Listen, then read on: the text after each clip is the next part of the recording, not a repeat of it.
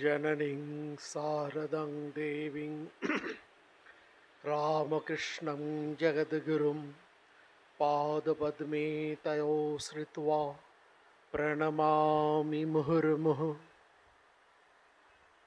এই পুণ্যপীঠের অধিদেবতা বীরেশ্বর শিবকে প্রণাম প্রণাম জানাই স্বামী বিবেকানন্দকে, অধ্যক্ষ মহারাজ সহ সকল বরিষ্ঠ সন্ন্যাসী ব্রহ্মচারী মহারাজদেরকে প্রণাম।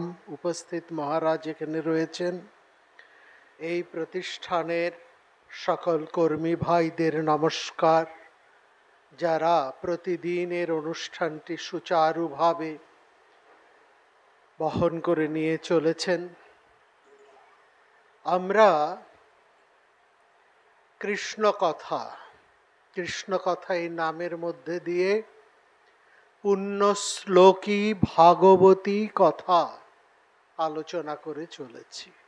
এটি আমার উপর সন্তোষ মহারাজের আদেশ। স্বামী মুক্ত সঙ্গানন্দজি আপনারা জানেন, তিনি বিশেষভাবে আমাকে এই আদেশটি করেছিলেন। আমার কথা যাচ্ছে কি শেষ পর্যন্ত সবাই শুনতে পাচ্ছেন তো? আজকে সেই ভাগবতী কৃষ্ণ কথার দ্বিতীয় দিন। কৃষ্ণ কথায় ভাগবতী কথা শোনার দুটি শর্ত আছে। সবাই বলে খুব আলয়ম, একেবারে খেতে হয়, মুখ দিয়ে চিবোতে হয় না, খেতে হয় না, কান দিয়ে পান করতে হয়, সবার জন্য সহজ। অত সহজ বোধহয় নয়। ভাগবত একটি পাণ্ডিত্যের পরীক্ষাও বটে, এবং ভাগবতের অধিকারী তারা হতে হবে রসিক এবং ভাবুক, তবেই ভাগবত আলোচনার বা শ্রবণের অধিকার কিছুটা জন্মায়। তো এইখানে ভাগবতীতে কৃষ্ণদাস বাবাজি তিনি প্রায় বলতেন যে একলা শুনবে না। আমরা যখন তার কাছে বলতাম তুমি একলা এলে তোমার সঙ্গে আরেকজনকে নিয়ে আসবে, সে আরেকজনকে নিয়ে আসবে, সে আরেকজনকে নিয়ে আসবে। এর তাৎপর্য হলো ভাগবতী কথা বিতর ইতর জনে, মানে সবার, ইতর মানে এখানে আবার অন্য কিছু ধরবেন না, সাধারণ জন, কমন ম্যান, সবার মধ্যে এটা বিতরণ করো। এই বিতরণ করার সৌভাগ্যটি তোমরা অর্জন করো কিভাবে না, আরেকজনকে সঙ্গে করে নিয়ে এসো। তোমার এই ভাগবতী কথা কিছু জিনিস আছে যা নিজে নিজে খেতে নেই, ভাগ করে খেতে হয়। নিজে নিজে খেলে যা স্বাদ, ভাগ করে খেলে তার স্বাদ, তার গুণ, তার ফল অনেক বেড়ে যায়। এটা আমি বিশ্বাস করি। আরম্ভ করছি আজকে দ্বিতীয় দিনের সেই পুণ্যশ্লোকী ভাগবতী কথা। পরিপূর্ণম আনন্দম অঙ্গবিহীনম স্মর জগন্নিধানম শ্রোত্রস্য শ্রোত্রম মনসো মনঃ যদ্বাচঃ বাচম বাগতীতম প্রাণস্য প্রাণম পরমম বরেণ্যম। ভাগবতের প্রথম শ্লোকটি আমরা আজকে আরম্ভ করছি আপনাদের কাছে। এই প্রথম শ্লোকটি এত গুরুত্বপূর্ণ, প্রত্যেকটি শ্লোক, বিশেষ করে এই প্রথম শ্লোকটি, এই একটি শ্লোক যার 4টি স্তবক, 4টি লাইন রয়েছে, এটি নিয়ে একজন মানুষ তার সারাটি জীবন কাটিয়ে দিতে পারে। এতটা গাম্ভীর্যপূর্ণ, এতটা গুরুত্ব এই শ্লোকটির মধ্যে। আমি প্রথমে আস্তে আস্তে এই শ্লোকের 4টি লাইন, 4টি আপনাদের কাছে বলবো। তারপর আজকে কেবলমাত্র তার 2টি লাইন নিয়ে আমরা আলোচনা করব। যদি ঈশ্বরেচ্ছা হয়, আগামীতে যদি আবার আমার এখানে ভাগবতী কথা বলার সৌভাগ্য হয়, তাহলে তার পরবর্তী অংশে যাবার একটা চেষ্টা করব। ঠিক আছে? এই শ্লোকটি আমরা আরম্ভ করছি, অনেকে আরম্ভ করে ভাগবতের সূত্র কি, কোথার থেকে হলো, ইত্যাদি ইত্যাদি। গত পর্বে আমরা তার একটা সামান্য হলেও কিছুটা পরিচয় দিয়েছি। আজকে সরাসরি সেই স্তোত্রের মধ্যে আমরা প্রবেশ করছি।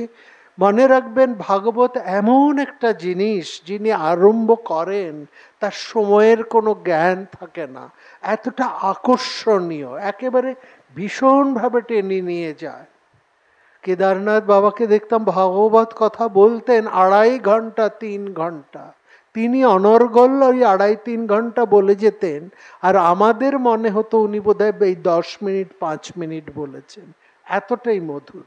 যাই হোক, সেই মহাজনদের এবং আপনাদের প্রত্যেকের সেই করুণা প্রার্থনা করে আমরা পুণ্য শ্লোকী ভাগবতের প্রথম শ্লোকটি আরম্ভ করছি।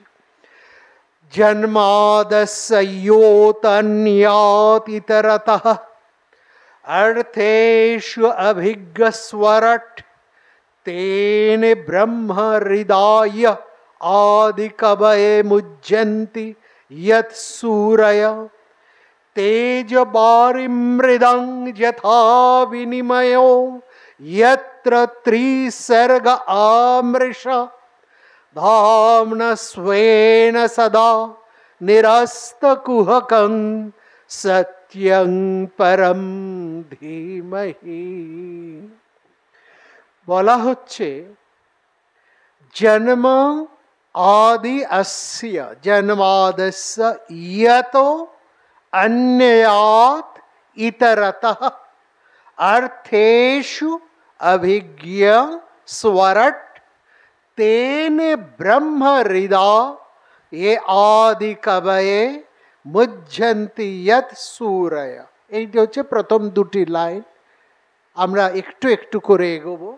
বলছেন জন্ম আদি অস্য, মানে যার থেকে, যা হতে এই পরিদৃশ্যমান, এই আমরা যা চোখের সামনে দেখছি, এই জগতের সৃষ্টি স্থিতি ও লয়, জন্ম আদি যস্য, যার থেকে এই চোখের সামনে পরিদৃশ্যমান জগতের সৃষ্টি স্থিতি ও লয় এ হয়েছে, যিনি জাগতিক সকল বস্তুতে, জাগতিক সকল বস্তুতে অন্যায়াত মানে অন্যায়, এবং ইতরতঃ মানে ব্যতিরেক, ঘাবড়াবার কিছু নেই, সবটার অর্থ আমরা ভেঙে ভেঙে বলবো।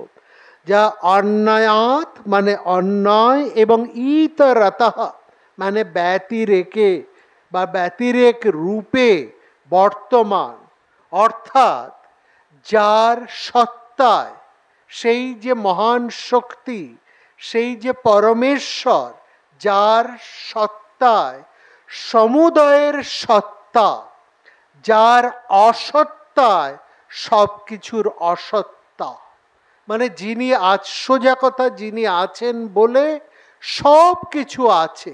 সত্তা মানে অস্তিত্ব, যার অস্তিত্বে সবার অস্তিত্ব, সব কিছুর অস্তিত্ব, এবং যার অনস্তিত্বে, যার অস্তিত্বহীনতায়, অর্থাৎ যিনি না থাকলে কোনো কিছুই থাকে না, হ্যাঁ, সেই তাকে বলা হচ্ছে কি সর্বজ্ঞ, তাকে বলা হচ্ছে সরাট। সর্বজ্ঞ কথাটার অর্থ খানিকটা আমরা জানি, আসবো। সরাট কথার অর্থ হচ্ছে স্বতঃসিদ্ধ জ্ঞানবান। এই স্বতঃসিদ্ধ জ্ঞানবান বলতে কি বোঝায় সেটাও আমরা আলোচনা আজকে করব। সেই সত্য স্বরূপের সত্যং পরং ধীমহি, সেই সত্য স্বরূপের আমরা ধ্যান করি। ব্রহ্মসূত্রের ব্রহ্মের লক্ষণ বর্ণনায়, তার যখন আমরা লক্ষণ মানে পরিচয়, তার লক্ষণ যখন আমরা বর্ণনা করা হচ্ছে ব্রহ্মসূত্রে, মনে রাখবেন এই ভাগবত শ্রীকৃষ্ণ দ্বৈপায়ন বেদব্যাসের রচনা, মহাভারত তার রচনা, 18টা পুরাণও তার রচনা এবং এই ব্রহ্মসূত্র তার রচনা। তাহলে এই প্রত্যেকটা রচনার মধ্যে তফাৎ কোথায় আর কিসের গুঁতোয়, কিসের কারণে তিনি শেষ জীবনে এই ভাগবত রচনা করতে বসেছেন, সেই আলোচনা আমরা আসব অন্য একটি কোনো পর্বে। পর্ব ধরে ধরে আমরা এগোবো একটু একটু করে। আরেকটা কথা আপনাদেরকে স্বনির্বদ্ধভাবে বলে রাখি, ভাগবত আলোচনা মাসে অন্তত 2 দিন করে করলে একটা ধরা যায়, এখানে তো সেটা সম্ভব নয়। সুতরাং আপনারা যারা এই স্মার্টফোন ব্যবহার করেন বা করেন, তাদের দেখবেন এই প্রত্যেক শনিবার, আগামী প্রত্যেক শনিবার ইউটিউবে সেখানে আমি এই ভাগবত কথা বলে যাচ্ছি, হ্যাঁ, এরপর থেকে হবে, সেটাও আপনারা ধরতে পারবেন, শুনতে পারবেন, তাহলে একটা কানেক্টিভিটি একটা সেখানে থাকবে। যাই হোক, তো সেখানে বলা সেই ব্রহ্মসূত্রের ব্রহ্মের লক্ষণ বর্ণনায় 2য় সূত্রে বলা হয়েছে জন্মাদস্য জাতঃ, জন্মাদি আসস্য জাতঃ। জন্মাদি মানে সেই একই কথা, যার থেকে জন্ম, আদি, শুধু জন্ম নয়, জন্মের পরে আরেকটা শব্দ আছে আদি, জন্মাদি। জন্মাদি যেমন খাদ্যাদি, এই কথাটা আমরা বলি খাদ্যাদি মানে সব ধরনের খাবার, একটা কোনো খাবার না, খাবার, যাবতীয় খাবার। এখানে জন্মাদি মানে জন্ম এবং জন্মের সঙ্গে আর কি কি সম্পৃক্ত, জন্ম, বেড়ে ওঠা বা আমাদের এই স্থিতি, আমরা এখন আছি, আমাদের স্থিতি, বর্তমানতা। এবং আপনাদের সকলের কাছে একটা করে কাগজ আছেন, এক মহারাজ চলে গেছেন, এই যে লয়, এই উৎপত্তি, স্থিতি এবং ধ্বংস বা লয়, এই অস্য মানে এই জগতের, অস্য মানে এই জগতের, অন্য কোনো জগতের কথা বলা হচ্ছে না, অন্য কোনো সময়ের কথা বলা হচ্ছে না, এই জগতের জন্ম অর্থাৎ উৎপত্তি, স্থিতি এবং লয় যা হতে। সুতরাং দেখুন, ব্রহ্মসূত্রের 2য় সূত্রে যা বলা হয়েছে, সেই 2য় সূত্র থেকেই ভাগবতের 1ম সূত্রটি রয়েছে। অর্থাৎ একটা আপনারা বলতে পারেন যে একই তো লেখক, সেই ব্যাসদেব, অতএব এর একটা মিল থাকা তো স্বাভাবিক। এটা যদি একটা যুক্তি হয়, কিন্তু তার সবচাইতে বড় যুক্তি হচ্ছে এই ভাগবত, এই যে বিষয়টা, কি নিয়ে আলোচনা করতে চলেছে, অর্থাৎ এই ভাগবত বিষয়টা কি, কি বিষয়, কি নিয়ে আলোচনা সেখানে করা হচ্ছে। তো এইখানে সেটা বলা হচ্ছে, এই ব্রহ্ম সম্পর্কিত বিষয় নিয়েই কিন্তু ভাগবত আলোচনা করছে। তাহলে সঙ্গে সঙ্গে একটা প্রশ্ন উঠে আসে, ব্রহ্ম নিয়ে তো অনেক আলোচনা রয়েছে, আমাদের উপনিষদ রয়েছে, বেদ রয়েছে, স্বয়ং বেদান্ত বা ব্রহ্মসূত্র রয়েছে, তাহলে আবার ভাগবতের প্রয়োজনটা কি? ভাগবতের কি প্রয়োজন? বিশেষ করে আলাদা করে ভাগবত কি বলতে চাইছে, বা সারা জীবন ব্যাসদেব এই বেদের বিভাগ, এতগুলো পুরাণ রচনা করার পর এবং বিশেষ করে ব্রহ্মসূত্রের মতন বেদান্ত গ্রন্থ রচনা করার পর তিনি কেন আবার এই ভাগবত রচনায় ব্রতী হলেন বা ভাগবত রচনা করলেন, এটাও কিন্তু একটা গুরুত্বপূর্ণ প্রশ্ন। এই প্রশ্নের উত্তরে আমরা এখন যাব না, যত এগোবো এই প্রশ্নের উত্তর আমাদের কাছে পরিস্ফুট হবে, আস্তে আস্তে আমরা সেখানে আসব। তাহলে সেখানে প্রশ্ন উঠছে, এই ব্রহ্ম জিজ্ঞাসার প্রয়োজনটা কি, কেন আমরা তাকে জানব? ব্রহ্ম জিজ্ঞাসা প্রথমে আছে অথাত ব্রহ্ম জিজ্ঞাসা, কেন আমরা তাকে জানব, ব্রহ্ম জানার আমাদের প্রয়োজন কি? কারণ সেখানে বলা হচ্ছে, আমি আগের দিন বলেছি, ব্রহ্ম হচ্ছেন সেই বিরাট, সেই বড়কে, সেই বড়কে জানলে আমরা নিজেরাই বড় হয়ে যাই। উদাহরণে আমি বলেছি, কোনো বড় মানুষের সাথে যদি আমাদের সম্পর্ক হয়, একটা বন্ধুত্ব হয়, তাহলে আমাদের অবস্থারও কিন্তু একটা পরিবর্তন ঘটে। এখানে বড় মানুষ বলতে যিনি সর্বার্থে বড় মানুষ, কৃপণ বড় মানুষ নয়, প্রচুর টাকা আছে কিন্তু বড় কৃপণ, এমন বড় মানুষের কাছে গেলে আপনার অবস্থার কোনো পরিবর্তন হবে না।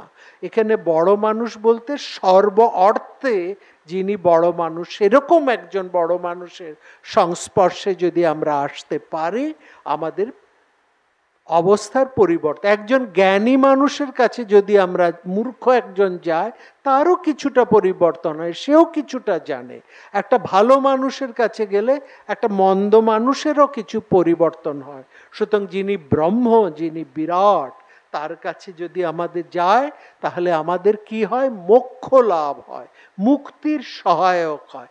এইটি হচ্ছে ব্রহ্মকে জানার প্রধান কারণ। ব্রহ্মজ্ঞান হচ্ছে তাহলে মুক্তির উপায়। সুতরাং ব্রহ্মজ্ঞান লাভের জন্য কতগুলো লক্ষণ সম্বন্ধে আমাদের একটা ধারণা থাকা প্রয়োজন।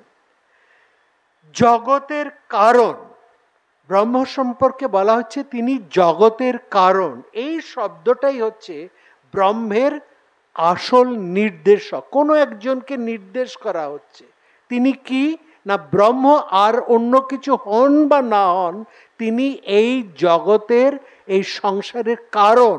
কি কারণ না, আগেই আমরা বলেছি, যিনি আছেন বলে তৎসত্তে তৎসত্ত্বা, তৎ আসত্তে তদ আসত্তা। তিনি আছেন বলে সব কিছু আছেন, তিনি না থাকলে সব কিছু নেই। এই ব্রহ্মটাকে কেমনভাবে আমরা সবসময় অনুভব করছি। ব্রহ্ম পেতে হলে বিরাট কিছু জানতে হবে না, আপনার নিঃশ্বাসটাই হচ্ছে সেই ব্রহ্ম, আপনার প্রাণ।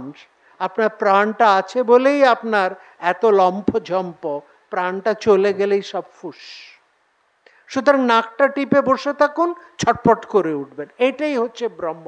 তৎসত্তে, তিনি আছেন বলেই তৎসত্তা, সব কিছুর সত্তা। তদ আসত্তে, তিনি নেই, তৎ সব কিছুই অসত্তা হয়ে, এই হচ্ছে ব্রহ্ম। তাহলে জগতের কারণ, এটাই হচ্ছে ব্রহ্মের নির্দেশক। এই লক্ষণকে, এই যে লক্ষণটা, এটাকে বলা হয় তটস্থ লক্ষণ। লক্ষণ দু ধরনের আপনারা জানবেন। একটি তটস্থ লক্ষণ, তট, তট মানে নদীর তীর, তট তটস্থ লক্ষণ বা একটা ভিত্তিভূমি হচ্ছে তটস্থ লক্ষণ। দু ধরনের, একটা হচ্ছে তটস্থ লক্ষণ, আরেকটি হচ্ছে স্বরূপ লক্ষণ। তটস্থ লক্ষণটা কি? তট হচ্ছে ভূমি, এই যে এর উপরে এটি রয়েছে, এটার উপরে আমরা রয়েছে, বা চেয়ারের উপরে আমরা বসেছে, বা এই মেঝের উপরে আমরা সবাই, এটা হচ্ছে আমাদের তট, ভূমি, যা স্থিত, তীরবর্তী, কুলস্থ, সবই হচ্ছে তটক শব্দকে বোঝায়। অর্থাৎ একটা ভাবের পরিচয় দিয়ে অন্যটির পরিচয় বোঝানো, এটা হচ্ছে তটস্থ লক্ষণ। একটা উদাহরণ দিই, সবাই জানেন, এখানে সবসময় মহারাজরা এই কথাটা বলে। সেটা কি? রজ্জুতে সর্প কল্পনা। খুব শুনেছেন, দড়িতে সাপ দেখছেন, দড়ির মধ্যে সাপ দেখছেন, মানে এটা আমাদের কল্পনা, সত্যি নয়। আমরা কল্পনা করছি দড়িটা পড়ে আছে, ওরে বাবা ওটা যেন সাপ। তাহলে এই যে সাময়িক একটা আমাদের কল্পনা, রজ্জু বা সাপ দুটোই কিন্তু আলাদা। যা দড়ি তা সাপ নয়, যা সাপ কোনো মূর্খও বলবে না সেটা দড়ি। সুতরাং দুটোই আলাদা। রজ্জু তটে সর্পের অধিষ্ঠান, দড়ির মধ্যে আমরা সাপকে দেখছি। তাহলে কি ব্যাপারটা দাঁড়াচ্ছে এখানে? তটস্থ কি করেছে না, রজ্জুটা হচ্ছে ভিত্তি, সেই রজ্জুর মধ্যে, রজ্জুর তটে, রজ্জুর ভিত্তিতে আমরা সাপকে কল্পনা করছি। তাহলে এটা হচ্ছে কি ধরনের লক্ষণ? তটস্থ লক্ষণ। বোঝা গেল? পরিষ্কার? এই সূত্রে যে লক্ষণগুলো বলা হচ্ছে, যেমন এই সৃষ্টি, স্থিতি, প্রলয়, যে কথাগুলো আমরা বললাম, এগুলো ব্রহ্মের লক্ষণ। এগুলো হচ্ছে জগতের স্বভাব। মানে এই জগৎ মানে যা পরিবর্তনশীল, জগৎ শব্দের অর্থ হচ্ছে যা পরিবর্তনশীল, বিকার ধর্মী। আমরা শিশু থেকে যৌবন, যৌবন থেকে বার্ধক্য, বার্ধক্য থেকে তারপর আমাদের আবার সব চলে যায়, সব কিছুরই পরিবর্তন হয়। এটা যখন প্রথম দেখেছিলাম অক্ষত, এখন দুদিন পরে এসে দেখছি এটা একটু ভেঙেছে, তার মানে সব কিছুরই একটা পরিবর্তন ঘটছে, সব কিছুই পুরনো হয়, জীর্ণ হয়। তাহলে এই যে সৃষ্টি, স্থিতি বা লয় বা প্রলয় যাই বলুন, এগুলো হচ্ছে জগতের স্বভাব। ব্রহ্মের সাথে কিন্তু এর কোনো সম্পর্ক নেই। ব্রহ্মের স্থিতিও নেই, ব্রহ্মের সৃষ্টিও নেই, তার স্থিতিও নেই, তার লয় নেই। তিনি সৎ, তিনি চিরকালীন সৎ। তাহলে এগুলো তার সাথে কি করছি না, এগুলো দিয়ে আমরা তাকে ধরার চেষ্টা করছি। সেই জন্য এগুলো হচ্ছে তটস্থ লক্ষণ। হ্যাঁ, অদ্বৈত বেদান্ত মতে ব্রহ্ম হচ্ছে নিষ্ক্রিয়, নির্বিকার। কারণ চেতন মাত্র, চেতনাই মাত্র হচ্ছে ব্রহ্ম। তিনি নিষ্ক্রিয়, তিনি নির্বিকার। তাহলে জগতের ব্রহ্ম হতে এই জগতের উৎপত্তি, মানে এইটা, এই যে কল্পনা হচ্ছে, এইটা তার যথার্থ স্বরূপ নয় জগৎ। তাহলে ব্রহ্মের আসল স্বরূপটা কি, তার পরিচয়টা কি, সেটা আমরা জানি, কিন্তু সবাই জানি। আমরা বলি তার আসল স্বরূপ হচ্ছে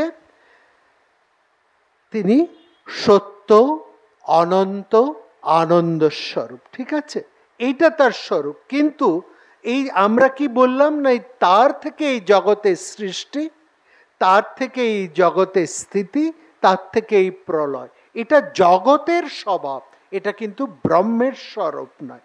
সুতরাং ব্রহ্ম সম্পর্কে একটা ধারণার জন্য আমাদের এই তটস্থ লক্ষণের একটা প্রয়োজন আছে। ঠিক আছে, দ্বিতীয় লক্ষণ, দ্বিতীয় লক্ষণটা হচ্ছে স্বরূপ লক্ষণ। প্রথমটি তটস্থ, দ্বিতীয়টি স্বরূপ। সেখানে ব্রহ্মের যথার্থ স্বরূপকে বলা হচ্ছে সত্যম জ্ঞানম অনন্তম ব্রহ্ম। ব্রহ্মকে সত্য, সত্য মানে যা অবিকৃত, যার কোনো পরিবর্তন ঘটে না, সেই হচ্ছে সত্য। যা চিরস্থায়ী, সেই হচ্ছে সত্যম। ব্রহ্ম হচ্ছে জ্ঞান স্বরূপ, বা আমরা যাকে বলি চৈতন্য, সেই হচ্ছে ব্রহ্মের লক্ষণ। এবং অনন্ত তিনি, তার শেষ নেই। তাহলে সত্যম, জ্ঞানম, এগুলো হচ্ছে ব্রহ্মের যথাযথ স্বরূপ লক্ষণ। প্রত্যেকটি শব্দ, এই যে সত্যম, জ্ঞানম, অনন্তম, প্রত্যেকের আলাদা আলাদা কিন্তু অর্থ রয়েছে। হ্যাঁ, কিন্তু এই সব আলাদা আলাদা অর্থ থাকা সত্ত্বেও এই সবটা মিলিয়েই ব্রহ্মকেই নির্দেশ করা হচ্ছে। একটা উদাহরণ দিই, তাহলে বুঝতে পারবেন কিরকম। একজন মানুষ, তিনি কারো বাবা, কারো স্বামী, কারো ভাই, কারো কাকা, কারো জ্যাঠা, বা কারো মা, কারো স্ত্রী, কারো ভগ্নী, এরকম সম্পর্ক। অর্থাৎ এই যে আলাদা আলাদা পরিচয় তার হচ্ছে, কিন্তু আদতে তিনি এক। সেরকম ব্রহ্মকে আমি সত্যম বলি, তাকে জ্ঞান স্বরূপই বলি, সত্য স্বরূপ বলি, বা অনন্ত স্বরূপ বলি, যাই বলি না কেন, প্রত্যেকটাই কিন্তু সেই একজনকেই লক্ষ্য করছে। একজন তাকে কাকা বলে ডাকছে, একজন ভাই বলে ডাকছে, একজন স্বামী বলে ডাকছে, কিন্তু ডাকছে সেই একই লোককে। এই হচ্ছে মূল জিনিস। যেহেতু ব্রহ্ম আমাদের কোনো ইন্দ্রিয় গ্রাহ্য বিষয় নয়, আমরা তাকে ধরে ছুঁয়ে চটকে আস্বাদ করতে পারি না, অনুভবযোগ্য। সেই জন্য আমরা কেবল বলতে পারি, এই একটা কথাই বলতে পারি, শুধু ব্রহ্মই জগতের একমাত্র কারণ, আর কিছু নয়। এইটুকুই আমরা শুধু উপলব্ধি করতে পারি, যে তিনি আছেন বলে, এই শ্বাসটুকু আছে বলে আমরা আছি, এই শ্বাসটা না থাকলে আমরা নেই। এইটুকুই শুধু আমরা বলতে পারি, তার বাইরে আমাদের কিন্তু বলার বা ধরার শক্তি বা সামর্থ্য তেমন নেই।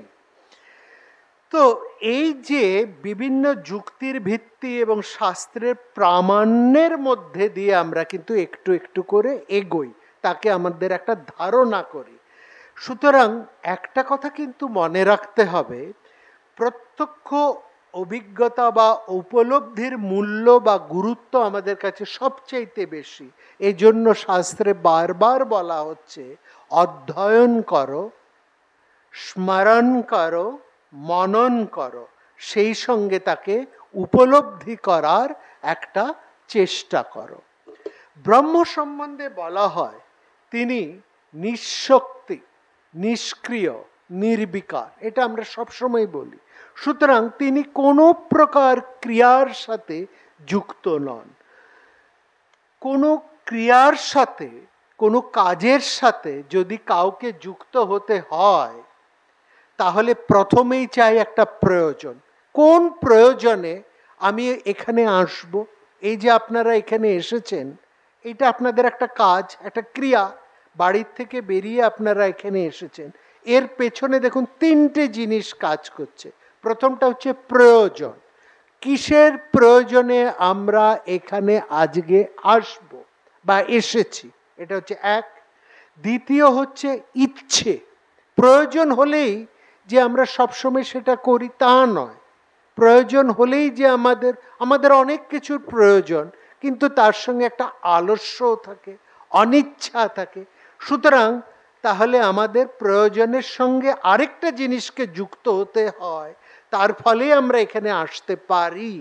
সেটা হচ্ছে উদ্যম বা ইচ্ছে। তাহলে দ্বিতীয়টা হচ্ছে ইচ্ছে এবং তৃতীয়টা হচ্ছে উদ্যম। প্রয়োজন আছে, ইচ্ছে আছে, কিন্তু উদ্যম নেই, আলস্য হচ্ছে, আর একটু ঘুমোই, হ্যাঁ, তাহলেও হবে না। তাহলে একসঙ্গে তিনটে জিনিস যাদের মধ্যে কাজ করেছেন, তারা বাড়ির থেকে আজ এখানে এসে উপস্থিত হয়েছেন। যাদের মধ্যে এই তিনটে একসঙ্গে কাজ করেনি, হয়তো তার ইচ্ছে আছে কিন্তু তার প্রয়োজন বোধ করেননি, হয়তো তার প্রয়োজন বোধ হয়েছে, ইচ্ছে হয়নি, বা ইচ্ছে প্রয়োজন দুটোই হয়েছে, তার আসার উদ্যমটি হয়নি। সুতরাং মনে রাখবেন, আপনারা যত কাজ করেন সংসারে, তুচ্ছাতি তুচ্ছ কাজ থেকে বড় যত কাজই করেন না কেন, তার পেছনে কিন্তু এই তিনটি জিনিস দরকার হয়। ইচ্ছে, প্রয়োজন, সতম, তারপরে হচ্ছে ইচ্ছে, তারপরে হচ্ছে উদ্যম। এই তিনটে একটাও কিন্তু ব্রহ্মের থাকতে পারে না, কারণ তিনি তো নিষ্ক্রিয়, নির্বিকার। তার প্রয়োজনও কিছু নেই, তার ইচ্ছাও কিছু নেই, তার উদ্যমও কিছু নেই। যিনি নির্বিকার মানুষ, তার এসবের কি প্রয়োজন? কারণ ব্রহ্ম হচ্ছেন পূর্ণ। আমরা অপূর্ণ বলে আমাদের পূর্ণতা মেটানোর জন্যে আমাদের প্রয়োজন বা দরকার হয়। যেই জিনিসটা আমার আছে, সেই জিনিসটার কোনো প্রয়োজন আমার কাছে নেই। আর যিনি পূর্ণ, তার কোনো প্রয়োজন নেই। প্রয়োজন না থাকলে তার ইচ্ছে নেই, ইচ্ছে না থাকলে তার কোনো উদ্যম নেই। সুতরাং যেহেতু ব্রহ্ম পূর্ণম, হ্যাঁ, তিনি একেবারে পূর্ণ, পূর্ণতম, সুতরাং এইসব কোনো কিছুরই তার প্রয়োজন নেই। অনেকে বলেন ব্রহ্ম হচ্ছে সর্বশক্তিমান। হ্যাঁ, এই কথাটাও ঠিক নয়। তিনি সর্বজ্ঞ। সর্বশক্তিমান এটা হতে পারে না, কারণ তিনি নির্বিকার, ক্রিয়াহীন। যিনি ক্রিয়াহীন, তার সর্বশক্তি দিয়ে কোন কাজে আসবে? যিনি ক্রিয়াশীল, যিনি কাজ করছেন, তার শক্তির দরকার হয়।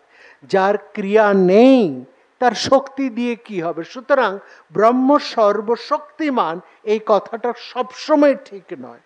তিনি কিন্তু সর্বজ্ঞ, এটা ঠিক, তিনি সর্বজ্ঞ।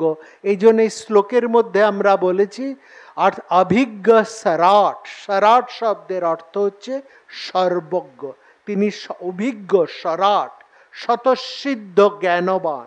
শাস্ত্রে তাকে সর্বজ্ঞ, সর্বশক্তিমান এইসব যে কথা বলে, এগুলো হচ্ছে তার ঔপচারিক পারমার্থিক লক্ষণ নয়। আবার দুটো নতুন শব্দ আপনারা শুনলেন, একটু ভালো করে বুঝতে হবে। সত্য দু ধরনের। এই যে ট্রুথ, সত্য, এটা দু ধরনের, মনে রাখবেন। একটা হচ্ছে পারমার্থিক সত্য, আরেকটা হচ্ছে ব্যবহারিক সত্য। কোনটা কি? দেখুন, একটা উদাহরণ দিলে আপনারা সবটাই জানেন। উদাহরণ দিই, প্রতিদিন সকালে সূর্য ওঠে আর সন্ধ্যায় অস্তাচলে চলে যায়, আমরা সবাই জানি। এই জন্য দিন রাত হয়।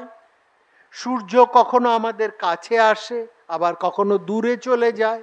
এই জন্য কাছে এলে গ্রীষ্ম, দূরে চলে গেলে শীত। হ্যাঁ, এই জন্য শীত গ্রীষ্ম, গরম ঠান্ডা বোধ হয়। এটা আমরা সবাই জানি, এটা সর্বজন স্বীকৃত সত্য। তাহলে এটা হচ্ছে কি? এটা হচ্ছে ব্যবহারিক সত্য। এই ব্যবহারিক সত্যকে আরেকটা নাম হচ্ছে ঔপচারিক সত্য বা ব্যবহারিক সত্য, যা আমাদের ব্যবহারে কাজে লাগে। সূর্যকে আমরা এইভাবে ব্যবহার করি।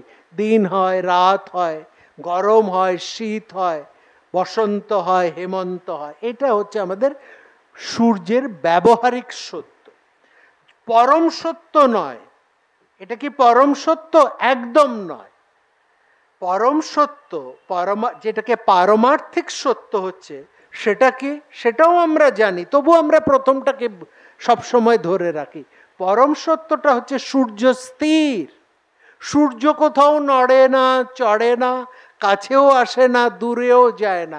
সূর্য স্থির, পৃথিবী তাকে ঘিরে ঘুরছে। কিন্তু আমরা কি বলি? সূর্য উঠছে, সূর্য ডুবছে, সূর্য কাছে আসছে এই জন্য গরম, সূর্য দূরে চলে যাচ্ছে এই জন্য শীত। তাহলে এটা হচ্ছে পারমার্থিক সত্য। অর্থাৎ এই যে ব্যবহারিক সত্য, তার উপরে একটা যে পরম আর্থিক সত্য, অর্থাৎ যেটা প্রকৃত সত্য, তার উপরে আমরা একটা দেখুন কিরকম মিথ্যার আবরণ চাপিয়ে দিয়ে সেটাকেই ব্যবহার করে চলি, তাই না? আমরা জানি সূর্য স্থির, কিন্তু আমরা সেটা ব্যবহার করি না। আমরা কথা বলার সময় আমরা বলি সূর্য ঘুরছে, তার উদয় হচ্ছে, তার অস্ত হচ্ছে, সূর্যের জন্য বেশি গরম লাগছে, শীত হচ্ছে। তাহলে এই যে ব্যাপারটা, এই ব্যাপারটাকে বলা হয় সত্যের উপর মিথ্যার একটা চাপান দেওয়া। এটাকে বলে অধ্যাস। এই শব্দটাকে বলে সত্যের উপরে মিথ্যার একটা আবরণ চাপিয়ে দেওয়া, সেটাকে বলা হয় অধ্যাস। কি সুন্দর উদাহরণ দিচ্ছেন ঠাকুর। বলছে একটা লোক নানা রকম সেজে এসেছে, অর্থাৎ সে বহু রূপে আসছে। তাকে আমরা কি বলি? বহুরূপী। কখনো শিব সাজছে, মানে গো অ্যাজ ইউ লাইক, আপনাদের কথা। তাকে আমরা, সেই লোকটাকে তাকে আমরা চিনি না, সে যে রূপে আমাদের সামনে আসছে আমরা সেটাকেই বিশ্বাস করছি। এবার সে যখন তার সাজটা খুলে ফেলছে তখন বলে আরে দূর, ও তো আমাদের সেই পাড়ার ওই ছেলেটা।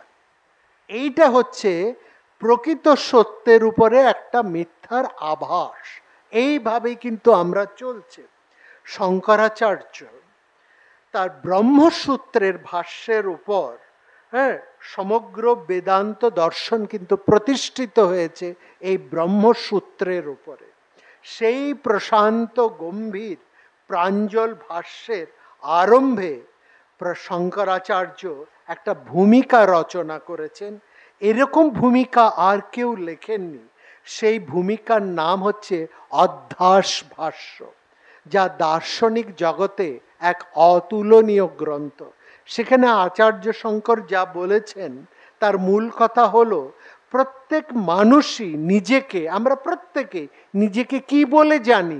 আমি বলে জানি।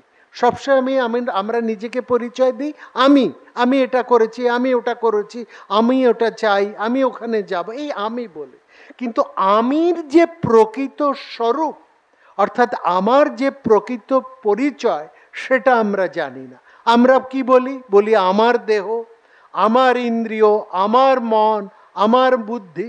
কখনো বলি আমি অন্ধ, কখনো বলি আমি খঞ্জ, হ্যাঁ আমি খোড়া, কখনো বলি আমি সুখী, কখনো বলি আমি দুঃখী।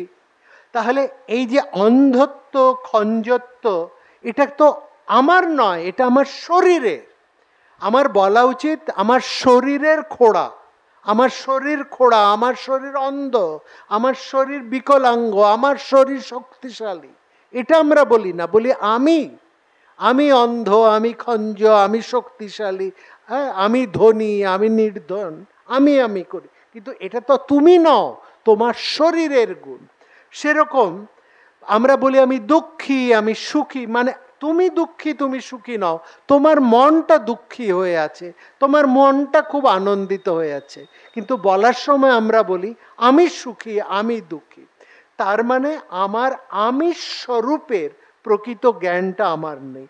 যদি সঠিকভাবে বিচার করা যায় তাহলে এই আমি জ্ঞান এটা সবসময় দেহকে অবলম্বন করে চলে। হ্যাঁ, এই চেতনাকে অবলম্বন করে সেটা প্রকাশিত হয়। সেটা হচ্ছে এই আত্মচেতনা বা চিদ বস্তু। দেহ হচ্ছে জড়, আত্মা হচ্ছেন দ্রষ্টা। এই আত্মাই কিন্তু সব কিছুকে দেখছে। এই সংসারের যাবতীয় যা কিছু, যা বিকার হয়, যার বিকৃতি ঘটে, যার নাশ হয়, সেই সবই হচ্ছে দৃশ্য। আর সব কিছুকেই এই আত্মা দেখছে। এই আত্মাই দেখছে আমি শিশুর থেকে যুবক হলাম, সেই আত্মাই দেখছে, সেই মনে দেখছে সেই যুবক থেকে সে প্রৌঢ় হলো, সেই আবার দেখছে সে একেবারে বৃদ্ধ হয়ে গেল, আবার সেই দেখছে সে মারা চলে গেল। হ্যাঁ, একটা জগতের যা কিছু পরিবর্তন কিন্তু কে দেখছে? সেই ভেতরে যে বসে আছেন আত্মা, তিনি দেখছেন। সুতরাং সংসারে তিনি একমাত্র দ্রষ্টা, তিনি একমাত্র সত্য। এছাড়া আর যা কিছু পরিবর্তন ঘটছে সবই হচ্ছে অনিত্য বা ভ্রান্তি, এটাকেই বলে মিথ্যা। সুতরাং এই ভ্রান্তিকেই বলে অধ্যাস। এইটাকেই হচ্ছে আমরা, এই ভ্রান্তিটাকে নিয়েই আমরা চলি, এই জন্য এটাকে বলে লোক ব্যবহার। শঙ্করাচার্য এই জন্য বলছেন যে এর উপরেই কিন্তু সমস্ত সংসার এই মিথ্যাটাকে নিয়েই কিন্তু এগিয়ে চলেছে। তাহলে ব্যাপারটা এখানে কি দাঁড়াচ্ছে? একটা জিনিস খেয়াল করবেন, এগুলো মিথ্যে কিন্তু অলিক নয়। মিথ্যা আর অলিক দুটো আলাদা জিনিস। অলিক কি? অলিক হচ্ছে আকাশ কুসুম। আকাশ কুসুম বলে কোনো জিনিস হয় না। খরগোশের কান দুটোকে অনেক সময় অনেকে বলে খরগোশের শিং, খরগোশের কোনো শিং হয় না। বন্ধা পুত্র, এটা কখনো হয় না। এটা হচ্ছে অলিক, যার কোনো বাস্তব ভিত্তি নেই। কিন্তু কিছু সত্যের ওপরে একটা মিথ্যার আভাস, এটা হচ্ছে মিথ্যাত্ব। আচ্ছা, একটা মানে একটা দড়ি ছিল, আর দড়িটাকে আমার মনে হচ্ছে সাপ। তার মানে কি সাপ একটা আলাদা, ওর অস্তিত্ব আছে, দড়ি একটা আলাদা, তার অস্তিত্ব আছে। কিন্তু দুটোকে এক করে একটা জিনিসের উপরে আমি আরেকটা কিছুকে ভাবছি। একজন লোক দূর থেকে আসছে সাদা চাদর মুড়ি দিয়ে, অন্ধকারে দেখে ভয় পেয়ে আমি ভূত বলে চেঁচিয়ে উঠলাম বাবা গো মা গো করে। তার মানে কি ভূত ব্যাপার এরকম একটা কোনো ভাবনা আমার মধ্যে আছে, এবং যে লোকটা আসছে সেও সত্য, এবং ওই লোকটা যে ভূত নয় সেটা আরো বড় সত্য। তাহলে যখন মিথ্যা বলছি, এই সংসারকে যে বেদান্ত দর্শনে মিথ্যা বলে, সেই মিথ্যার কথার অর্থ অলিক নয়, এটা এর একটা সত্যের উপরে আমরা অন্য কিছুকে আরোপ করে তুলছি। এটাই ভাগবত বলছে। ভাগবত এটাই বোঝাতে চাইছে, এই সংসারে বাপু হয়ে তুমি যাকে সত্য বলে জ্ঞান করে চলেছ, বস্তুত সেটা কিন্তু সঠিক নয়। সেই সঠিক জিনিসেরই অনুসন্ধান করো, এটা হচ্ছে ভাগবতের বিষয়। ভাগবত বলছে সেই সত্যকে অনুসন্ধান করো। এখানে অদ্বৈত মতের কিন্তু বহু মত আছে। শঙ্করাচার্য ছাড়াও আরো অনেকেই কিন্তু অদ্বৈত মতের ব্যাখ্যা করেছেন, এবং অনেকেই এই মিথ্যা বা মায়াকে এইভাবে সংসারকে মিথ্যা বা মায়া বলে উড়িয়ে দেননি। তারা কি বলছেন? তারা ওই একই উদাহরণ নিচ্ছেন। ঠিক আছে, শঙ্করাচার্যের মতকেই নিয়ে বলছেন দড়িও আছে, সাপও আছে, এবং যে লোকটা দেখছে সেই লোকটাও আছে। শঙ্কর মতকে তারা খণ্ডন করে বলছে বাপু হে তোমরা তো বলছো একমাত্র ব্রহ্ম সত্য, আর সব মিথ্যা। এটাই তো শঙ্করাচার্যের মত, এটাই তো। তাহলে এই একমাত্র ব্রহ্মই যদি সত্য হয়, তাহলে তোমার এই দড়ি সাপ আর যে লোকটা দেখছে এরা কোত্থেকে আসে? এরা তো সবই মিথ্যে হয়ে যায়। মিথ্যা জ্ঞানটা আসবে কোথার থেকে? মিথ্যা জ্ঞানে থাকতে পারে না। সুতরাং তারা বললেন সব কিছুকে একেবারে অলিক বলে উড়িয়ে দিতে পারো না, মিথ্যে বলে উড়িয়ে দিতে পারো না। এটা সত্য, ওখানে একটা দড়ি ছিল সেটাও সত্য। ওই লোকটা একটা সাপ কখনো দেখেছে, তার দড়ির জ্ঞানও আছে, সাপ সম্পর্কেও জ্ঞান আছে। ওই হঠাৎ একটা অন্ধকারে তার ওই দড়িটাকে ওই সাপ বলে মনে হচ্ছে। অর্থাৎ তোমার কোনো পুরনো স্মৃতি সেই সময় জেগে উঠেছে, যার ফলে যা জিনিসটা ঠিক নয় তাকে তাই বলে মনে করেছো। তা বলে এটা বলতে পারো না দড়ি নেই, সাপ নেই, আর যে লোকটা ভুল দেখছে বা ভুল বুঝছে সেই লোকটাও নেই। তিনজনেই আছে, দড়িও আছে, সাপও আছে, এবং যে লোকটা ভুল দেখছে বা ভুল ভাবছে সেও আছে। আলোটা জ্বালিয়ে দাও, তার ভুল দূর হয়ে যাবে। একেবারে মিথ্যা অলিক এরকম বলতে তুমি পারো না। এটাও একটা বেদান্তের ব্যাখ্যা, এটাও একটা বেদান্তের মত। অতএব এই যে বিভিন্ন মত আছে তারই একটি মত নিয়েই আমরা ভাগবত আলোচনা করব, শ্রীধর স্বামীকে নিয়ে।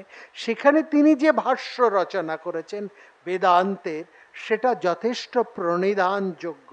তার মতে বলছেন রজ্জুতে সর্প ভ্রম হতে গেলে তিনটে বিষয়ের প্রয়োজন। সেটা কি? সেই দড়িটা থাকতে হবে, সাপের একটা কোনো অস্তিত্ব থাকতে হবে, আর ওই মানুষটাকেও থাকতে হবে। তাহলে এই তিনটে জিনিস একটা থাকলে তবেই রজ্জুতে সর্পভ্রম হতে পারে। অর্থাৎ ওই মানুষটা ভুল দেখবে, মানুষটার সাপ সম্পর্কেও জ্ঞান থাকতে হবে, মানুষটার দড়ি সম্পর্কেও জ্ঞান থাকতে হবে। সুতরাং সবটা মিথ্যা বলা যায় না। সুতরাং প্রকৃত জ্ঞানের উদয়টা হচ্ছে আসল জিনিস। সব কিছুকে একেবারে মিথ্যে বলে নস্যাৎ করা যায় না। সুতরাং তিনি বলছেন সবটা মিথ্যা জ্ঞান নয়, এটা হচ্ছে আংশিক জ্ঞান, পরিপূর্ণ মিথ্যা না বলে বলছেন আংশিক জ্ঞান। আলো যদি জ্বলে, প্রকৃত জ্ঞান যদি আসে, তাহলে আমাদের এই আংশিক জ্ঞান সরে গিয়ে আমাদের পূর্ণ জ্ঞানের উদয় হয়। এই জন্য ভাগবতে এর প্রথম সূত্রে বলা হয়েছে অর্থেষু অভিজ্ঞ স্বরাট, অর্থাৎ ব্রহ্মের মতো। লক্ষ্য করুন, এখানে একটা প্রশ্ন আছে যে ব্রহ্মকে বলছো অভিজ্ঞ, মানুষও তো অভিজ্ঞ হতে পারে, মানে জীবও তো অভিজ্ঞ হতে পারে। আমাদের অভিজ্ঞতা কিভাবে জানতে জানতে, দেখতে দেখতে, করতে করতে আমাদের তো অভিজ্ঞতা বাড়ে। তাহলে ব্রহ্মের সাথে আমাদের পার্থক্যটা কি? আমরা ব্রহ্ম অভিজ্ঞ, জীব অভিজ্ঞ, তাহলে ব্রহ্মের সাথে জীবের পার্থক্য কি? এখানে ভাগবত বলছে জীব অভিজ্ঞ হতে পারে জানতে জানতে, কাজ করতে করতে, শিখতে শিখতে, কিন্তু ব্রহ্মের সাথে তার পার্থক্য হচ্ছে ব্রহ্মের যে জ্ঞান সেটা হচ্ছে স্বতঃসিদ্ধ, সেটা অন্য কোনো থেকে আসে না। আমরা কোনো কিছু করে, কোনো কিছু মাধ্যমে তবে আমাদের সেই জ্ঞানটা হয়, কিন্তু ব্রহ্মের মধ্যে জ্ঞানটা প্রথম থেকেই রয়েছে, অর্থাৎ স্বতঃসিদ্ধ তিনি। মানুষ কিন্তু স্বতঃসিদ্ধ নয়, মানুষ করতে করতে, ভুল করতে করতে, শিখতে শিখতে তারপরে তার খানিক অভিজ্ঞতা হয় বা হয় না। কিন্তু ব্রহ্ম হচ্ছে পূর্ণ চৈতন্য স্বরূপ, পূর্ণ জ্ঞান। সুতরাং এইটাই হচ্ছে জীবের সাথে ব্রহ্মের সবচাইতে বড় পার্থক্য। আমাদের চৈতন্য ঢাকা পড়ে থাকে, আমরা কখনো জানতে পারি, কখনো জানতে পারি না, কিন্তু ব্রহ্ম সবসময় চৈতন্যময়, সবসময় তিনি জ্ঞান স্বরূপ। এটা হচ্ছে ব্রহ্মের সাথে প্রথম কথা। সেখানে শঙ্কর বেদান্ত ব্রহ্মকে স্বতঃসিদ্ধ জ্ঞানবান পরম আদি কারণ বলেছেন, এবং ভাগবত তাকে বলছেন, সেই ভাগবত সেই নিরাকার নির্বিকার ব্রহ্মকে একটু আকার যুক্ত করে দিয়েছেন। যেখানে শঙ্করাচার্য ব্রহ্মকে নির্বিকার নির্গুণ বলছেন, সেখানে ভাগবত তাকে একটু আকার যোগ করে দিচ্ছেন। বলছেন এই যে পরম শক্তি, তিনি ব্রহ্মেরও ওপরে, তিনি কি করছেন? এই ব্রহ্মকে সৃষ্টি কার্যে যুক্ত করছেন, বিষ্ণুকে পালন ধর্মে নিয়োজিত করছেন, এবং রুদ্রকে জগৎ সংহারে নিয়োজিত করছেন। সুতরাং বলছেন এই ব্রহ্মা বিষ্ণু এবং এই যে শিব, এরা হচ্ছে যেন একটু নিচু স্তরের, তার উপরে রয়েছেন সেই পরম শক্তি। আমরা সেই পরম শক্তি, সেই পরম সত্যেরই ধ্যান করি। তেনে ব্রহ্ম হৃদায় আদি কবয়ে মুজ্জন্তি জংসুর। অর্থাৎ সেই ব্রহ্ম, সেই পরম শক্তি, যিনি আদি পুরুষ স্রষ্টাকে এই সৃষ্টির কাজে যুক্ত করছেন, কাউকে তিনি পালনের কাজে যুক্ত করছেন এবং কাউকে তিনি ধ্বংসের কাজে যুক্ত করছেন। শঙ্কর বেদান্তে যেখানে ব্রহ্ম নিষ্ক্রিয়, ভাগবতে তিনি পরম সক্রিয়। এইটুকুই হচ্ছে তফাৎ। দুয়ের মূলেই কিন্তু সেই পরম শক্তি রয়েছে। মূল বক্তব্য হচ্ছে কর্তৃত্বের অভিমান অনেকের থাকতে পারে, কিন্তু সে নিজেকে কর্তা বলে মানতে পারে, কিন্তু প্রকৃত কর্তা হচ্ছেন সেই অদ্বিতীয় পরমেশ্বর। ব্যাসের এই তত্ত্বটিকে উপলব্ধি করেই ভক্তরা সেই পরম সত্যকে জানতে পারেন। সত্য এবং কর্তৃত্ব এই দুয়ের মধ্যে রয়েছেন সেই পরম তত্ত্ব। সেই পারমহংসী সংহিতা শ্রীমদ্ ভাগবতের প্রথম থেকে শেষ অবধি হচ্ছে এই বক্তব্য। তুমি সেই পরম সত্যকে জানো, এই জগতের যা কিছু হচ্ছে তাতে মুগ্ধ হয়ে যেও না, ভুলে যেও না। তুমি সেই পরম সত্যকে অন্বেষণ করো, যিনি মালিক তাকে খোঁজ করো। বড় বড় কর্মচারীকে দেখে ভুলে যেও না। অর্থাৎ বড় বড় ম্যানেজার থাকতে পারে, তার উপরে আরো বড় ম্যানেজার থাকতে পারে, তাদের দেখে তুমি বশ হয়ে যেও না। তোমার লক্ষ্য সুপারভাইজার, ম্যানেজার বা বড় বড় অফিসার তা নয়। তোমার লক্ষ্য হচ্ছে সেই মালিক, তার অনুসন্ধান করা, তার খোঁজ করো। বারবার ভাগবত নানার দিক থেকে আমাদেরকে সেই মূলের সাথে যুক্ত করার একটা চেষ্টা করছে। এই ভাগবতের নানা দৃষ্টিতে নানা ধরনের ব্যাখ্যা আছে। অদ্বৈতবাদের ব্যাখ্যা আছে, দ্বৈতবাদের ব্যাখ্যা আছে, বিশিষ্টাদ্বৈতবাদের ব্যাখ্যা আছে, মহাপ্রভু চৈতন্য দেবের অচিন্ত ভেদাভেদবাদের ব্যাখ্যা রয়েছে, মীমাংসা রয়েছে। সবাইকে শ্রদ্ধা সম্মান জানিয়ে শ্রীধর ভাষ্য অনুযায়ী অদ্বৈত বেদান্তের আলোকে আমরা প্রতিদিন একটু একটু করে এই ভাগবতের ব্যাখ্যা করব, একটু শুনব কিভাবে একজন ভক্ত, প্রকৃত ভক্ত কিভাবে সেই পরম সত্যকে জানতে পারলেন। এটাই হচ্ছে আশ্চর্য। ভাগবত অন্য কোনো কথা নয়, পরম ভক্ত অর্থাৎ অন্দরমহলের খবর তারা এনে আমাদের কাছে দিচ্ছেন, একেবারে খাস খবর।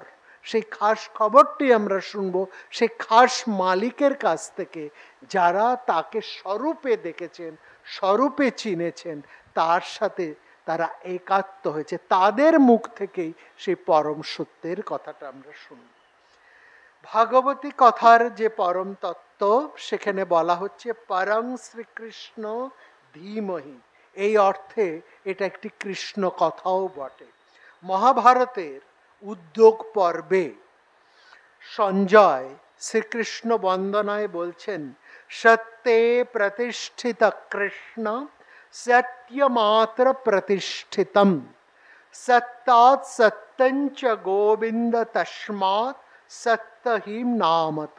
অর্থাৎ সেই সত্য স্বরূপ, সেই শ্রীকৃষ্ণকেই আমরা ধ্যান করি। তিনি হচ্ছেন সত্য স্বরূপ, অর্থাৎ নির্বিকার। তিনি একমাত্র এই জগতের প্রভু। ভাগবতে বলা হয় সেই জন্য অনেকে মাত্র একমাত্র পুরুষ হচ্ছেন শ্রীকৃষ্ণ, আর সবাই হচ্ছেন প্রকৃতি। ভাগবতে যত আছেন সবাই হচ্ছেন প্রকৃতি, সবাই নারী। যত ভক্ত তারা প্রত্যেকেই কিন্তু প্রকৃতি হিসেবেই, ভক্ত হিসেবেই তার উপাসনা করেন। একমাত্র পুরুষ হচ্ছেন শ্রীকৃষ্ণ, আর সবাই হচ্ছেন গোপী। গোপী শুনলে এটা ভাববেন না যে সবাই হচ্ছেন নারী, তা নয়। ভক্ত মাত্রই গোপী চিত্তের অধিকারী। আজকে আমরা শেষের দিকে একটু গোপী চরিত্রের, গোপীর স্বভাবের একটু পরিচয় আমরা দেব একটি কবিতার মধ্যে দিয়ে।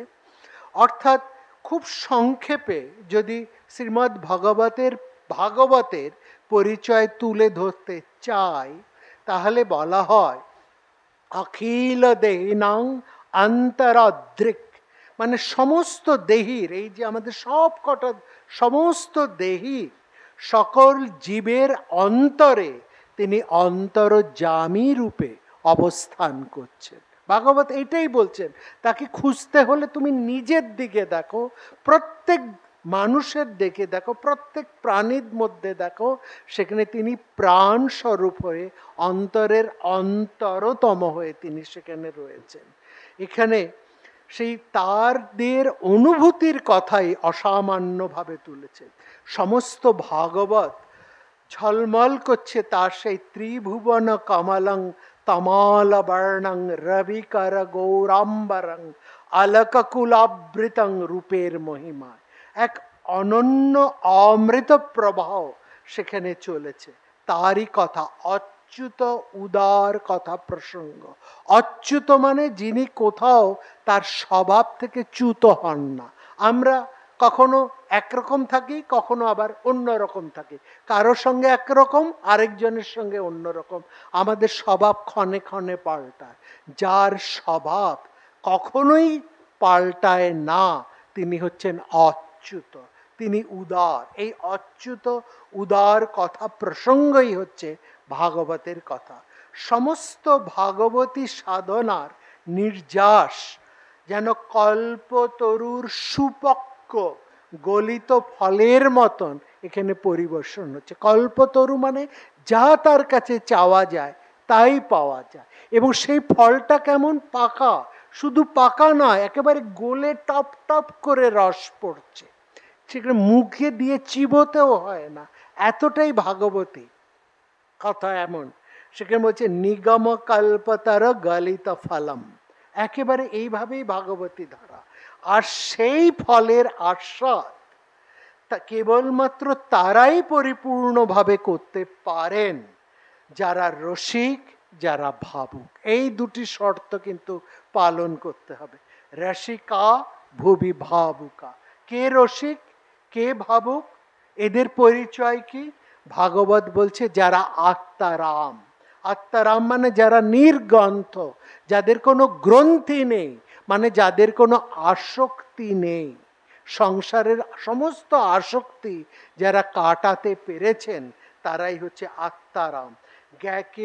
যারা কেবল জ্ঞানী নন, জ্ঞানের পরাকাষ্ঠায় পৌঁছে সমস্ত বন্ধন যারা ছিন্ন করতে পেরেছেন, একমাত্র তারাই প্রেমিক হতে পারে। বাকিদের কাছে প্রেম প্রেম একটা খেলা মাত্র, তারা প্রেমিক নন। প্রেমিক তিনিই হতে পারেন যার কোনো রকমের আসক্তি নেই। কেমন দেখুন তার পরিচয়টা একটু আমরা এখানে দেখি। দ্বিজেন্দ্রলাল রায়ের এই কবিতাটা, এর মধ্যে দিয়ে দেখুন কি অপূর্বভাবে এই গোপী চিত্তের পরিচয় সেখানে উঠে এসছে। হ্যাঁ, বলছেন এই যে ভক্তি, এই যে ভালোবাসা ঈশ্বরের প্রতি, সেটা কিরকম? অহৈতুকী। অহৈতুকী মানে কোনো কারণ ছাড়া, কোনো কারণ নেই। আমি একজনকে ভালোবাসি, তার পেছনে একটা কারণ আছে। কিন্তু এই যে গোপীরা ঈশ্বরকে ভালোবাসেন, যারা গোপীচিত্তের অধিকারী, যারা ভক্ত, তাদের ভালোবাসাটা কিন্তু কোনো কারণহীন, শর্তহীন, একেবারে এক অপ্রতিরোধ্য আকর্ষণে, অকলঙ্ক, কোনো রকম কলঙ্ক তার মধ্যে নেই, কাম গন্ধহীন, শর্তহীন, সব কিছুর সমর্পণ, কোনো রকম বিনিময়হীন আত্মবিসর্জন। এটা বড় সোজা কথা নয়, আমরা কখনোই কিন্তু এটা পারি না। এক সময় মনে হয় শর্তহীন ভালোবাসবো, একটুখানি ভালোবাসতে পারি, একদিন ভালোবাসতে পারি, দ্বিতীয় দিনই একটা শর্ত জুড়ে দেব। হ্যাঁ, ভালোবাসায় খুব প্রথম দিন ভালোবাসা দেখালাম, দ্বিতীয় দিন তার থেকে এমন একটা প্রতিক্রিয়া যদি আসে, এমনি আমাদের অস্মিতা অহংকারের মধ্যে টং করে বেজে উঠবে, তাকে আর আমাদের ভালো লাগবে না। শর্তহীন ভালোবাসা কিন্তু বড় কঠিন। একমাত্র যিনি গোপীচিত্তের অধিকারী, তিনি ঈশ্বরকে ভালোবাসতে পারেন। এই শর্তহীন ভালোবাসা, যে ভালোবাসার মধ্যে শুধুই দেওয়া, প্রতিদান কিছু নেই, কোনো কিছু চাওয়া নেই। সেখানে দেখুন কি সুন্দর বলছেন দ্বিজেন্দ্রলাল, তুমি যে হে প্রাণের বধূ, আমরা তোমায় ভালোবাসি। তুমি যে হে প্রাণের বধূ, আমরা তোমায় ভালোবাসি। তোমার প্রেমে মাতোয়ারা, তাই তো কাছে ছুটে আসি।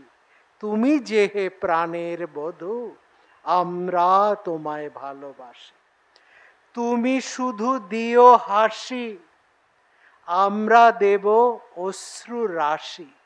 তুমি শুধু দিও হাসি, আমরা দেব অশ্রু রাশি। তুমি কেবল চেয়ে থাকো বধূ, আমরা কেমন ভালোবাসি। গাথিমালা শত দলে, দিব তব পদতলে। তুমি হেসে ধরো করে, আমরা দেখব তোমার মধুর হাসি। তুমি কভু দয়া করে বাজিও তোমার মোহন বাঁশি। শুনতে তোমার বাঁশির ধ্বনি, প্রভু আমরা বড় ভালোবাসি। তুমি যে হে প্রাণের বধূ, আমরা তোমায় ভালোবাসি। তুমি মোদের হয়ো প্রভু, আমরা তোমার হব দাসী। তুমি মোদের ব্রজের বধূ, আমরা তোমার ব্রজবাসী। এই অবধি ঠিক আছে, এই অবধি খানিকটা মানা যায়। এর পরের দুটি লাইন বড় মারাত্মক, আমরা কেউ পারবো না, এই জীবনে পারবো না। ভালোবাসো নাহি বাসো, বলতে পারবেন? ভালোবাসো নাহি বাসো, নৈক তার অভিলাষী। আমরা শুধু ভালোবাসি, ভালোবাসি, ভালোবাসি। ভালোবাসো নাহি বাসো, নৈক তার অভিলাষী। আমরা শুধু ভালোবাসি, ভালোবাসি, ভালোবাসি। তুমি মোদের হয়ো প্রভু, আমরা তোমার হব দাসী। তুমি মোদের ব্রজের বধূ, আমরা তোমার ব্রজবাসী। তুমি যে হে প্রাণের বধূ, আমরা তোমায় ভালোবাসি। এই ভালোবাসার পরিচয়, কিভাবে এই ভালোবাসা লাভ করা যায়, কিভাবে এই ভালোবাসায় একজন মানুষ উত্তীর্ণ হতে পারে, ভাগবত সেটাই আমাদের একটু একটু করে সেই ভূমিতে তুলে নিয়ে যায়। এর জন্য দুটি জিনিসের দরকার, একটু রসিক হতে হবে, একটু ভাবুক হতে হবে। রসিক অর্থে মনটাকে একটু রসে ডোবাতে হবে। শুকনো ঠনঠনে হলে সেখানে প্রেম বাসা বাঁধে না, ভালোবাসা বাঁধে না। একটু প্রেমিক হতে হবে, একটু ভালোবাসতে হবে। এবং সেই ভালোবাসাটা কেমন? ভালোবাসো নাহি বাসো, নৈক তার অভিলাষী। তুমি আমাদের ভালোবাসতে পারো, নাও বাসো, তুমি ভালো না বাসলেও আমরা তোমায় ভালোবাসবো। আমরা শুধু ভালোবাসি, ভালোবাসি, ভালোবাসি। বলতে পারবেন এই কথা বুকে হাত দিয়ে? যাদেরকে বলেন তোদের না দেখলে চোখে অন্ধকার, বলতে পারবেন সেই মানুষটিকে, সেই মানুষটি যখন ঘুরিয়ে আঘাত দেবে তখন এই কথাটি বলতে পারবেন? ভালোবাসো নাহি বাসো, নৈক তার অভিলাষী। মাতৃত্বের সংজ্ঞা এত বেশি, মা সন্তানের কাছে কিছু অভিলাষ করে না, তবুও যেন কোথায় এই ভালোবাসা, এই গোপী প্রেম মাতৃত্বের সুধাকেও ছাপিয়ে যায়। সেখানে কিছুই চায় না, কোনো বিনিময় নেই, কোনো কিছু কামনা নেই, শুধুই ভালোবাসা। ভালোবাসার জন্যেই ভালোবাসা। তোমাকে পাবো বলেই আমি তোমায় ভালোবাসি। কি পাবো? তার বিনিময়ে আমার দুঃখ থাকবে কি যাবে? এই জন্য ভাগবত কখনো মুক্তির ইচ্ছা কামনা করে না, মোক্ষ ইচ্ছা কিন্তু ভাগবত কখনোই কামনা বলে মোক্ষ সেই চায়। মোক্ষ চাওয়াটা হচ্ছে কৈতব, পাপ। ভাগবত কাউকে পাপী বলে না, একমাত্র ভাগবত তাকেই পাপী বলে যে মুক্তি ইচ্ছা। বলে মুক্তি কি? তোমার সংসারে থাকব, যত দুঃখ দাও আমরা শুধু তোমার এই লীলা দেখব। সে রামায়ণের একটি কথা বলে শেষ করি। রামায়ণে রাবণ মারা গেছে, কুম্ভকর্ণ তো তার আগে মারা গেছে, রাবণের সব ছেলেরা সবাই মারা গেছে। রামচন্দ্র সেই রামায়ণ প্রবেশ করেছে লঙ্কায়। সবাই রামচন্দ্রকে দেখে, যে কটা রাবণের লোকজন ছিল সব লেজ তুলে পালাচ্ছে, দৌড়ে পালাচ্ছে। দেখছে নিকষা রাবণের মা, তিনিও পালাচ্ছেন। তাকে গিয়ে রামচন্দ্র লক্ষণ ধরেছে, বলছে এই বুড়ি তুই পালাচ্ছিস কোথায়? বলছে না না, আমি বাঁচতে চাই, এখনই আমি হনুমানের হাতে মরতে চাই না। বলছে তোর এত বয়স, বাঁচার স্বাদ কিসের? বলছে যতদিন বাঁচবো ততদিন তো সেই প্রভুর লীলা দেখতে পাবো। এই যে বাঁচার, আমরা বাঁচি ভোগের জন্যে, আর ভক্ত গোপীরা বাঁচে তার লীলা আস্বাদনের জন্য। এই লীলা আস্বাদনের কথাই ভাগবতী কথা। এই কথার আমি 2 দিন ধরে এর ভূমিকা করলাম। এর পরের দিন থেকে সরাসরি স্তবের মন্ত্রের মধ্যে আমরা ঢুকে পড়ব। রসিক হবেন, ভাবুক হবেন, সঙ্গে একটি পুটুলি নিয়ে আসবেন।